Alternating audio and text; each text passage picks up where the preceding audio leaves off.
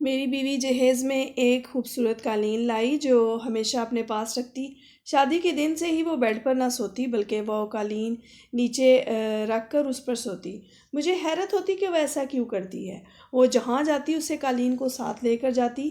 ایک دن میں نے اس کے جانے کے بعد چپکے سے قالین کو کھولا اور جو میں نے دیکھا میرے پیروں تلے زمین کھسک گئی، کیونکہ اس میں تو میری بیوی کی میری شادی ہوئی تو سب ہی حیران تھے کہ میری بیوی بے پناہ خوبصورت تھی، غریب گھرانے سے تھی، مگر تھوڑی سی تیاری کے ساتھ غضب ڈھا رہی تھی۔ خیر شادی بخیر و عافیت گزر گئی۔ پھر کچھ دن تو گھومنے پھرنے اور ملنے ملانے میں لگ گئے۔ اس کے بعد زندگی معمول پر آ گئی۔ میں ایک دفتر میں متوسط طبقے کی نوکری کرتا تھا۔ صبح 7 بجے گھر سے نکلتا اور شام کو 4 یا 5 بجے گھر لوٹتا۔ گھر میں بے پناہ سکون اور اطمینان قلب کی دولت تھی۔ میری والدہ ایک سلجھی ہوئی اور امن پسند خاتون ہیں۔ انہوں نے کبھی بھی کسی بات پر کسی سے بھی جھگڑا فساد کرنے کی کوشش نہ کی۔ سسرالیوں کی نظر میں سعادت مند اور شوہر کی زندگی میں باوفا عورت کا کردار ادا کیا۔ شادی کے 10 سال بعد میں پیدا ہوا اور میرے بعد کوئی اولاد نہ ہوئی۔ یوں میں اپنی والدہ کی اکلوتی اولاد تھا۔ میرے BA کرتے ہی ماں باپ کی دعاؤں سے اچھی نوکری لگ گئی۔ والد صاحب کا اس کے بعد چند ماہ میں ہی انتقال ہو گیا۔ ہم گھر میں کل 2 ہی افراد تھے۔ میرا نام ظفر احمد ہے۔ میری شادی کو پورا 1.5 سال ہونے والا ہے۔ میری بیوی نمرہ بہت اچھی اور سلیقہ شعار عورت ہے۔ ہم چھوٹے سے گھر میں میری ماں کے ساتھ اچھی زندگی بسر کر رہے تھے۔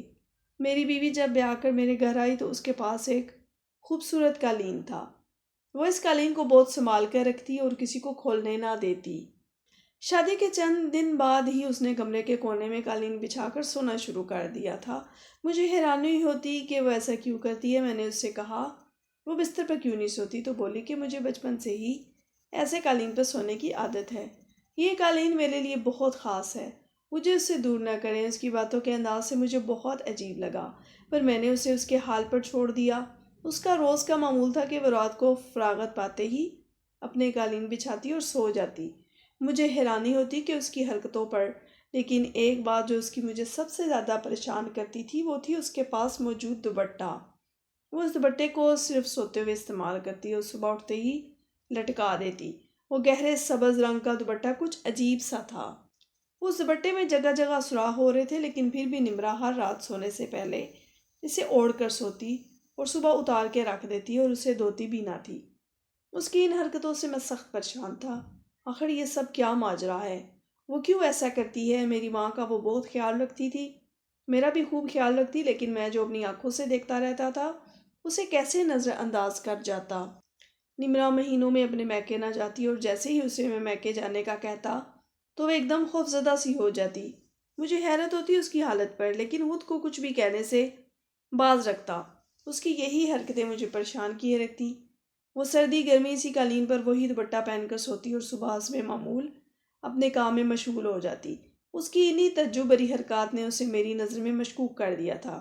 آخر ایسی بھی کیا لگن اس قالین سے کہ وہ اسے ہاتھ بھی نہیں لگانے دیتی۔ میں اپنے اصولوں کا بہت سخت پابند تھا۔ وہ میرے معاملے میں بھی کوتاہی نہ کرتی، بلکہ ہمیشہ مجھے میرے تمام کام جیسے کہ تیسے ملتے۔ کہنے کو تو بہترین ہمصرف ثابت ہوئی تھی، لیکن اس کی ان عجیب و غریب حرکتوں نے مجھے سوچنے پر مجبور کر دیا تھا۔ مجھے آج بھی وہ دن یاد ہے جب نمرہ دلہن بن کر اس گھر میں آئی تھی۔ ہم سب بے حد خوش تھے۔ اماں تو صدقے واری جا رہی تھیں کہ ان کو اتنی پیاری بہو ملی ہے۔ اماں نے مجھے بہت پیار سے سمجھایا کہ یہ میری بہت پیاری بہو ہے۔ اماں نے مجھ سے کہا کہ اس کو بہت پیار سے رکھنا، اسے کبھی کوئی دکھ نہ دینا۔ میں بھی اماں کی بات پر حکم بجا لایا۔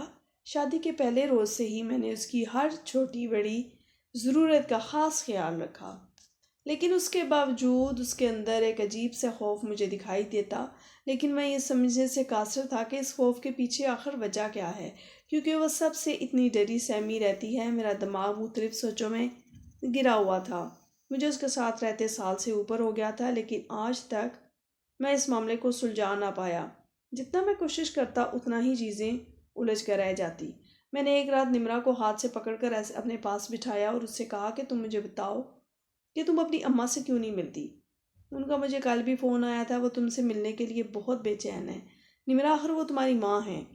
نمرہ میری بات پر ایک پل کو تھم سی گئی اور اس کی رنگت زرد پڑ گئی۔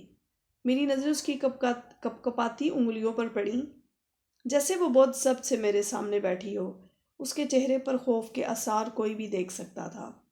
مجھے تعجب ہوا اسے دیکھ کر، آخر ایسی کیا وجہ تھی اور ان سب کے پیچھے کہ وہ اس طرح کا رد عمل دیتی تھی۔ مجھے یہ ہر حال میں سب جاننا تھا کہ ہماری شادی کے دوسرے مہینے کی بات ہے جب میرا ایک دوست ہمارے گھر اپنی بیوی کے ساتھ نمرا سے ملنے آیا۔ وہ میرا کافی پرانا دوست تھا، کچھ کاروباری مصروفیات کی وجہ سے شادی میں نہ آ سکا، اس لیے اب مجھ سے ملنے چلے آیا۔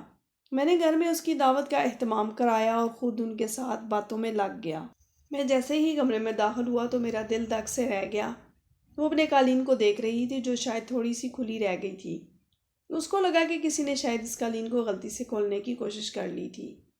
نمرا کی اڑتی رنگت چہرے پر چھائے عجیب تاثر نے مجھے چونکا دیا تھا۔ میں نمرا کے پاس آیا، اب میرا روح اس کی طرف تھا جو بڑی دل جمی سے قالین کو دیکھ رہی تھی، جیسے اس کی زندگی میں اس سے زیادہ ضروری کوئی کام ہی نہیں۔ مجھے اس کی اس بات پر پہلے ہی غصہ تھا۔ میں نے جھٹکے سے اس کے ہاتھ سے قالین کھینچ کر سائڈ پر کیا اور بولا، یہ کیا حرکت ہے؟ تم کیا کر رہی ہو؟ وہ میری بات پر بری طرح سہم کر مجھے دیکھنے لگی۔ میں نے گہرا سانس لیا اور سر جھک کر باہر آ گیا۔ دماغ اب بھی نمرا کی احمقانہ حرکت پر چل رہا تھا، کیونکہ وہ تھی جو قالین اتنی ضروری جس کے لیے وہ ہر چیز فراموش کرنے کو تیار تھی۔ نمرا نے سب کے ساتھ مل کر کھانا کھایا اور چپ چاپ کمرے میں آ گئی۔ میں ان کو باہر تک چھوڑ کر جب کمرے میں آیا تب تک وہ اپنا قالین بچھا کر دوپٹہ سر پر اچھی طرح اوڑھ کر لیٹ چکی تھی۔ مجھے اب بھی سمجھ نہیں آ رہا تھا کہ کیا کروں، کس طرح ان حالات سے نپٹوں۔ میرا ذہن نمرا کی حرکتوں سے معاف ہو گیا تھا۔ اگر میں اماں سے کچھ کہتا تو ضرور گھر میں 100 فساد ہونے جانے تھے۔ میں نے سوچا کیوں نہ میں چھپ کر پتہ لگاؤں کہ آخر اس قالین میں ایسا کیا ہے جو نمرا سب کرتی ہے۔ دن پر لگا کر اٹھتے گئے۔ ایک دن صبح مجھے کسی ضروری کام کے لیے باہر جانا تھا۔ میں نے نمرا کو کپڑے نکالنے کا کہا اور جلدی سے تیار ہو کر چلا گیا۔ میری واپسی شام 7 بجے ہوئی، لیکن مجھے اس وقت نمرا پورے گھر میں کہیں نظر نہ آئی۔ مجھے پریشانی ہوئی کہ وہ تو باہر نہیں نکلتی، تو اس وقت کہاں چلی گئی۔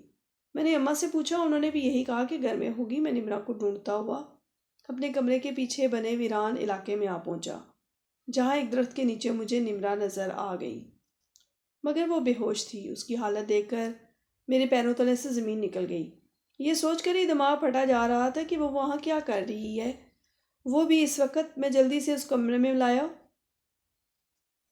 اور فوراً ڈاکٹر کو بلوایا، جب ہمارے گھر کے پاس ہی رہتی تھی۔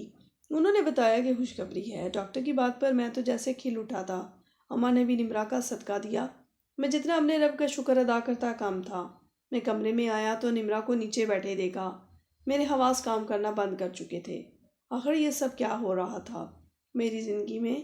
میں نے اسے اٹھا کر بیڈ پر بٹھانا چاہا، پر وہ اسے پیچھے ہٹی جیسے کوئی بھوت دیکھ لیا ہو۔ میں پریشانی کے عالم میں اسے دیکھ رہا تھا جو بس نفی میں سر ہلا رہی تھی۔ میں نے اسے نرمی سے سمجھایا کہ تمہاری حالت میں نیچے سونا ٹھیک نہیں ہے، پر وہ اپنی ضد پر اڑی رہی۔ مجبوراً مجھے ہی ہتھیار ڈالنے پڑے۔ میں نے اسے اجازت دی تو وہ اپنے قالین پر جا کر لیٹ گئی، لیکن میں اب پختہ عزم کر چکا تھا کہ مجھے کچھ بھی کرنا پڑے، لیکن اس قالین کو میں گھر سے نکال کر رہوں گا۔ میں ہر صورت اس قالین کے راز تک پہنچ کر رہوں گا۔ ساری رات میری کروٹیں بدلتے گزرتی، دماغ میں الٹے سیدھے خیالات آ رہے تھے کہ نمرا گھر کے اس طرف کیا کرنے گئی ہوگی اور وہ وہاں تک کیسے پہنچی۔ آج میں گھر پر ہی تھا۔ کچھ سوچ کر میں نے اماں کو خالہ کے گھر بھیج دیا۔ آج مجھے کسی بھی طرح نمرا کا راز جاننا تھا۔ میں اماں کے کمرے میں تھا، لیکن وہ اس بات سے بالکل بے خبر تھی۔ میں نے اماں کو کمرے سے نکل کر اپنے کمرے کا رخ کیا۔ مجھے پتا تھا کہ وہ اس وقت نمرا کچن میں ہوتی ہے، تو میری نظر ایک میرون کلر کے لحاف پر پڑی جس میں نمرا وہ قالین ہمیشہ لپیٹ کر رکھتی تھی۔ میں نے ایک نظر دروازے کی طرف دیکھا اور سیدھا اس قالین کی طرف چلا آیا۔ ابھی میں اس قالین کو ہاتھ لگاتا کہ مجھے اپنے پیچھے آہٹ سی محسوس ہوئی۔ میں نے جیسے ہی پیچھے مڑ کر دیکھا تو وہاں نمرا کھڑی شدید تیش کے عالم میں مجھے دیکھ رہی تھی۔ اس کی آنکھوں میں عجیب سا دل دہلا دینے والا تاثر تھا۔ وہ بولی تو اس کی آواز عجیب شدت اختیار کیے ہوئے تھی، آپ یہاں کیا کرنے آئے ہیں؟ آپ تو چلے گئے تھے۔